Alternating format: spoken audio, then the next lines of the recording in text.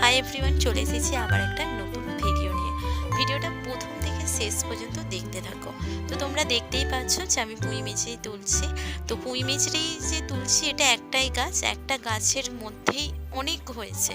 তো প্রথমে হচ্ছে মা বলছে যে আজকে তুলতে হবে নি, থাক, বেশি হবে নি, পরে তুলবি। তো আমি ভাবলাম না, আজকেই তুলে ফেলি। তো আজকে তুলার সময় ভাই ছিল, ভাইকে বলি ভাই একটু ভিডিও করে দিবি? ভাই বলে ঠিক আছে, দে ভিডিও করে দিচ্ছি।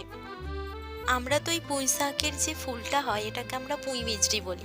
তোমরা এটাকে কি বলো তা কিন্তু অবশ্যই কমেন্টে জানাবে। তোমরাও কি এই পুঁই মিচড়িই বলো না অন্য কিছু বলো? আমার মতো কে কে আছো যারা হচ্ছে খেতে ভালোবাসো? গ্রাম মানেই না একটা আলাদা, মানে তুমি যে কোনো গাছ বলো, যে কোনো সবজি বলো, ঠিক পেয়ে যাবে। হয়তো সেটা কাদেরও গাছ লাগায় বা সেটা বাজারে গেলে তো পাওয়া যাবে, সেটা শহরে কি গ্রামেও কি।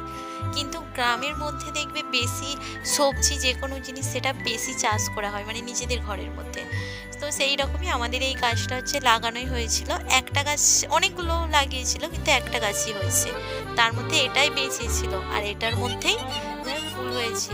এইটাকে আমরা, একটা ডাল বেয়ে বেয়ে এতটা দূরে চলে গেছে যে হাতি যাচ্ছিল না। তারপরে কি করব না, লাঠিটা দিয়ে টেনে সামনে নিয়ে এসে তো যে ফুলগুলো হয়েছে পুঁই মিচড়িগুলো ওইগুলো তোলা হবে। তো তুলতে তো পারছিই নি। তারপরে ভাই বলছে যে তুই এই লাঠিটা দিয়ে না টেনে এইটা ধরেই টান, দেখবি হয়ে যাবে। টানতে গিয়ে কি হলো না, একটা ডালের সাথে যে লম্বা ডালটা ছিল সেটাই গেছে ছিঁড়ে। ব্যাস, তো আর এইটা তো মরেই যাবে। তো সামনে চলে গেছে, এবার যেইগুলো আছে সেইগুলো তুলে নেবো। তো এই ডালটার মধ্যে অনেকগুলোই ছিল, মানে এই দিকের ডালগুলোই চানা ছিল, তার থেকেও বেশি এই ডালটার মধ্যে।